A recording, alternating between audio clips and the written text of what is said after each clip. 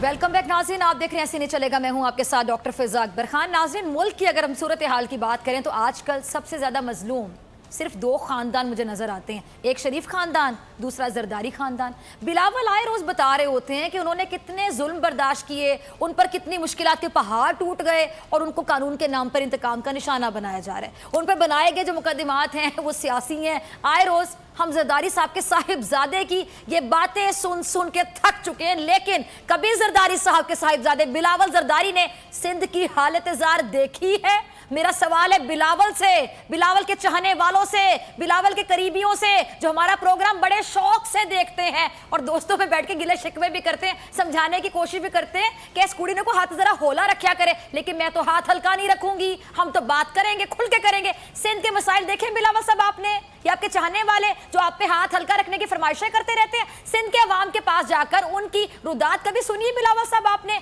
सिंध में एड्स फैल रहा है, ला इलाज मरज, HIV के केसेस सामने आ रहे हैं, थर में बच्चे मर रहे हैं, मरे चले जा रहे हैं, लेकिन इन सबसे ज्यादा जरूरी है बिलावल जरदारी साहब का वो मुकदमा जो नैब में चल रहा है। बिलावल साहब अगर अपने आप से कभी फारिग हो ना तो एक नजर सिंध पर जरूर डालिएगा, आपको पता चल जाएगा, बल्कि लग पता जाएगा कि सिंध की ही एक बेटी, एक बहादुर बेटी अपने वालिद, चचा और अपने भाई के कत्ल के लिए इंसाफ मांग रही है। कभी वो साबिक चीफ जस्टिस की गाड़ी के आगे आकर इंसाफ मांग रही होती है, तो आज वो नंगे पैर अदालतों में पेश होकर इंसाफ मांग रही है। और जिन अफराद पर उस बच्ची के वालिद, चचा, भाई, इनके कत्ल का इल्ज़ाम है, वो आपकी जमात के ओहदेदार हैं बिलावल साहब। उस बच्ची का नाम है उम्मे रुबाब। क्या हुआ और किस तकलीफ से वो बच्ची गुजरी और अभी तक गुजर रही है, उम्मे रुबाब ही हमें सब कुछ बताएंगी। हमारे साथ स्टूडियोज में मौजूद हैं। उम्मे रुबाब, बहुत शुक्रिया ज्वाइन करने के लिए। सबसे पहले मेरी टीम की, मेरे चैनल की हमदर्दियाँ आपके साथ हैं। मेरे पास शायद अल्फाज बहुत कम होंगे। आपकी तकलीफ़ में हम, आपके दुख में हम बराबर के शरीक हैं। मैं अगेन कहूँगी कि मेरे पास अल्फाज ही नहीं होंगे आपकी तकलीफ़ में मैं कैसे बयान करूँ। आपके वालिद के साथ, चचा के साथ, भाई के साथ हुआ क्या, ये पूरा वाक़या आप उन लोगों को सुनाएं, अपनी ज़बानी सुनाएं जो कि नहीं समझ पाए, नहीं सुन पाए। सबसे पहले मैं आपके चैनल की शुक्रगुज़ार हूँ जिन्होंने मुझे अपना मौक़िफ़ यहाँ पे बयान करने के लिए मुझे टाइम दिया। असल में वाक़या ये था कि 17 जनवरी 2018 पे ये वाक़या हुआ था जिसमें मेरे वालिद साहब, मेरे दादा और मेरे चाचू का मर्डर हुआ था, जो कि पीपल्स पार्टी के दो हैं MPs, उन्होंने करवाया है, जो कि सरदार खान चांडियो और बुरहान खान चांडियो हैं। तो वही सवाल मैं भी बिलावल भुट्टो साहब से करना चाहती हूँ कि सर, आप तो डेमोक्रेसी की बात करते हैं, आप जमहूरियत की बात करते हैं, और यहाँ पे सिंध में हमें सरदारी निज़ाम ने घसीटा हुआ है, क्यों? रही बात तो ये जो मर्डर हुए, इनकी वजह ये थी कि सरदारी निज़ाम जो सिंध में चल रहा है, फ्यूडल सिस्टम। मेरे वालिद साहब ने एक कमेटी बनाई थी तुमनदार काउंसिल के नाम से, जो कि सरदारी निज़ाम के ख़िलाफ़ थी। तो सरदारी निज़ाम के ख़िलाफ़ मेरे बाबा ने जब बगावत की, पूरी कौम के, पूरे चांडियो ट्राइब के लोग मेरे वालिद साहब के साथ इकट्ठे हो गए और उन्होंने यही कहा कि हम सरदारों के साथ बगावत करते हैं, क्योंकि अगर कोई भी सरदार होते हैं, वडेरे होते हैं, जागीरदार होते हैं, वो यही कहते हैं, किसी ने क्या खूब कहा है कि तालीम याफ्ता लोगों में और डिग्री याफ्ता लोगों में बहुत फ़र्क होता है। तो ये जो हैं, बिल्कुल मैं मानती हूँ कि ये MPs हैं, पढ़े लिखे हुए हैं, डजंट मैटर कि ये पढ़े लिखे हुए हैं, क्योंकि ये पढ़े लिखा होना ऐसा किस काम का जिसमें लोगों को ज़ेर दस्त रखने की जो है ज़हनियत वो लोग ख़त्म ना कर पाएँ और लोगों को जो ये प्रेशराइज़ करते हैं सरदार होकर। तो मेरे वालिद साहब की वही सोच थी कि हम सरदारी निज़ाम के ख़िलाफ़ इसीलिए खड़े हैं कि हमें इस्लाम भी राइट्स देता है और कानून भी राइट्स देता है कि हम अपनी मर्ज़ी के मुताबिक ज़िंदगी जिए। तो इन सरदारों को, इनको बहुत यही डर था कि हमारा जो ये निज़ाम है पूरा ख़त्म हो जाएगा और लोगों में अवेयरनेस आएगी और ये अपनी बच्चियों को पढ़ा रहे हैं और कल यही होगा कि ये हमारा निज़ाम ख़त्म हो जाएगा। तभी उन्होंने इसीलिए मेरे वालिद साहब, मेरे दादा और मेरे चाचू का मर्डर कराया कि कल कोई और सिंध में सरदारी निज़ाम के ख़िलाफ़ ना खड़ा हो। तो यहाँ पे पीपल्स पार्टी पे ये सवाल आता है कि जब इनको